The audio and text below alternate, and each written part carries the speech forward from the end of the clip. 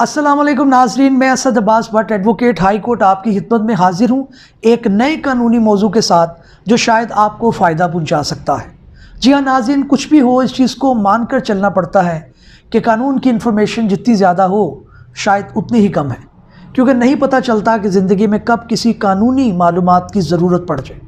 तो नाज़रीन, इसी स्पिरिट के साथ आज का भी लोग भी इसी सिलसिले की एक कड़ी है और आज हम एक बड़े इंपॉर्टेंट टॉपिक के बारे में बात करने जा रहे हैं, ब्लैक लिस्टिंग ऑफ पासपोर्ट। आपने अक्सर सुना होगा कि किसी शख्स का पासपोर्ट जो है उसको ब्लैक लिस्ट कर दिया गया। इससे क्या मुराद है? क्या वो बंदा ट्रैवल नहीं कर सकता? क्या ये एक फंडामेंटल राइट की वायलेशन दिखाई देता है?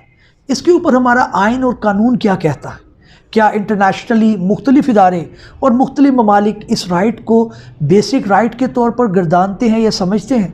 इन सारे क्वेश्चन को डिस्कस करेंगे, लेकिन इससे पहले रिक्वेस्ट ये है कि अगर अभी तक आप हमारे साथ जुड़े नहीं तो काइंडली हमारे चैनल को सब्सक्राइब कर लें और बेल का आइकन भी दबा दें ताकि आपको कानूनी इन्फॉर्मेशन बर वक्त मिलती रहे और आप उससे फ़ायदा उठाएं। नाज़रीन, सबसे पहले हम देखते हैं कि इंटरनेशनली जो राइट टू ट्रैवल है उसको आया बेसिक फंडामेंटल राइट या बेसिक ह्यूमन राइट के तौर पर माना जाता है या नहीं। तो इसके बारे में हम देखते हैं कि हमें बेशुमार जो है वो लॉज की प्रोविज़न देखने को मिलती हैं जो इस राइट को बेसिक ह्यूमन राइट के तौर पर समझती हैं। जैसे हम बात करें तो article 13 of universal declaration of human rights 1984 का इस चीज़ को तस्लीम करता है कि राइट टू ट्रैवल जो है वो एक बेसिक फंडामेंटल या बेसिक ह्यूमन राइट है, यानी इंसान होते के नाते ये जिम्मेदारी है जो है वो इंटरनेशनल इदारों की कि वो इस चीज़ को इम्प्लीमेंट करें।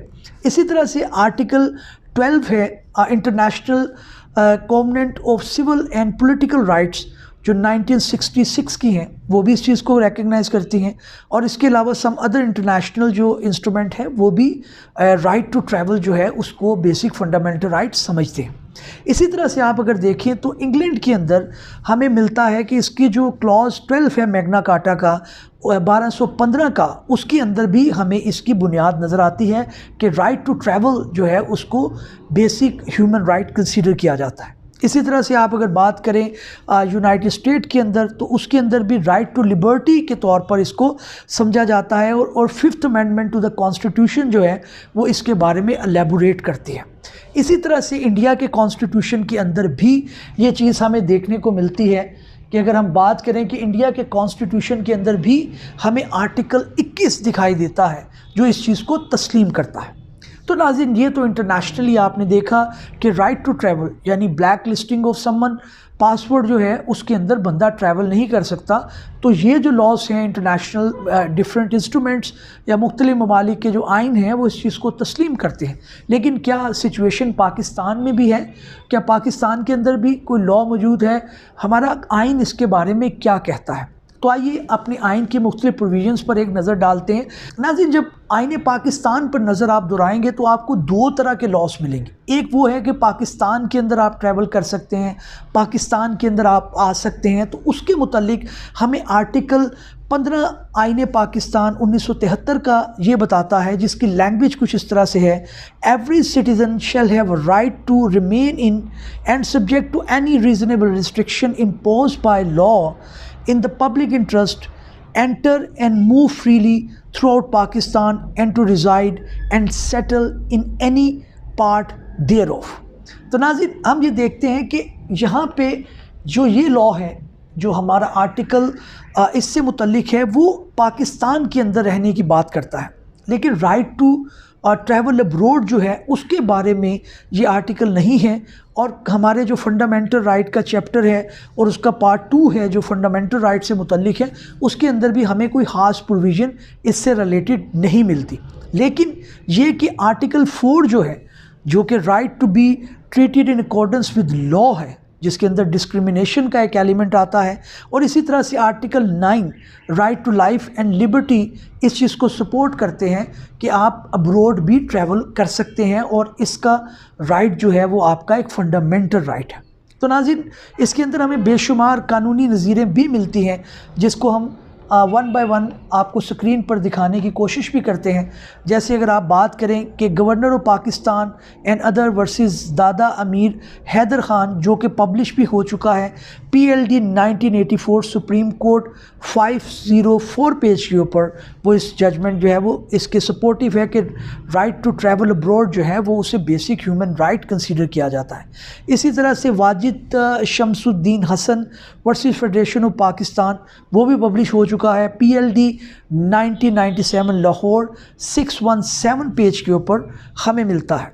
इसी तरह से तीसरी नज़ीर जो है PLD 2010 लाहौर 230 जो है वो भी हमें देखने को मिलती है।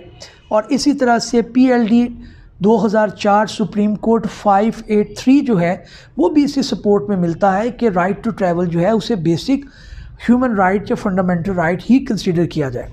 इसी तरह से Pakistan Muslim League and others versus federation of Pakistan and others, जो कि पब्लिश हो चुकी है PLD 2007 सुप्रीम कोर्ट 642 के ऊपर, वो भी इस चीज़ को सपोर्ट करती है कि राइट टू ट्रैवल अब्रॉड जो है वो आपके फंडामेंटल राइट्स में से एक राइट है।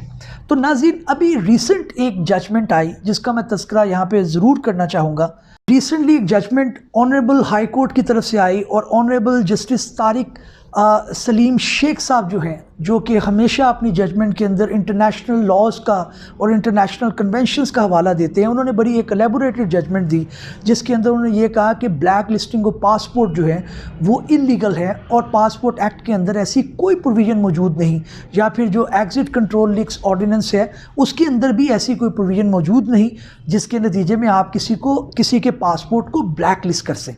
इस केस के फैक्ट्स कुछ इस तरह से हैं कि दो शख्स जो हैं जिनका नाम जो है शेख शान इलाही और दूसरे का नाम जो है वो इरफान इलाही था, ये दोनों के ऊपर FIR काटी गई FIA की तरफ से कि इन्होंने कुछ पैसे लेकर कुछ अशख़ास को या कंप्लेनेंट को मुल्क से बाहर भिजवाना था, लेकिन जो उन्होंने ना भिजवाया, FI ने उनका चलान जो है उसके अंदर उनको डिस्चार्ज कर दिया और उनको कहा कि ये कसूरवार नहीं है। कंप्लेनेंट इस चीज़ से मुतमन ना था तो उसने अपनी एक प्राइवेट कंप्लेंट फ़ाइल की जो स्पेशल कोर्ट है उसके आगे, और स्पेशल कोर्ट ने जो है वो उनको फ्यूजिटिव करार देते हुए उनका ब्लैक लिस्टिंग ऑफ पासपोर्ट जो है उसका ऑर्डर कर दिया।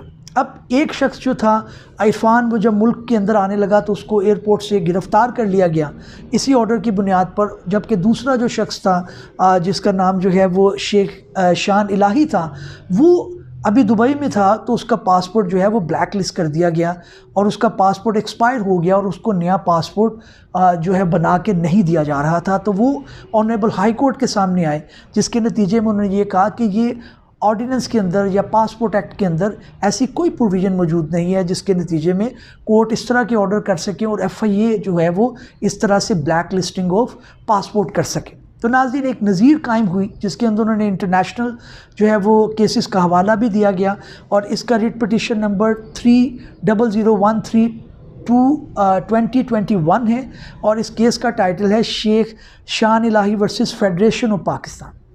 नाज़रीन, बड़ी एक अच्छी जजमेंट आई है और इसके अंदर उन्होंने मुख्तलिफ जो है वो लॉज को जोड़ कर और समझ कर ये इस नतीजे पर पहुँचे हैं कि पासपोर्ट एक्ट के अंदर इस तरह की प्रोविज़न नहीं मौजूद, तो लिहाजा इसको नहीं सकता और ब्लैक लिस्टिंग ऑफ पासपोर्ट जो है वो एक इलीगल और अनलॉफुल इक़दाम है और ये उसको कानून की नज़र में इसी तरह से देखा जाएगा। नाज़रीन, उम्मीद है कि आपको हमारा वीलॉग और कानूनी इन्फॉर्मेशन पसंद आई होगी।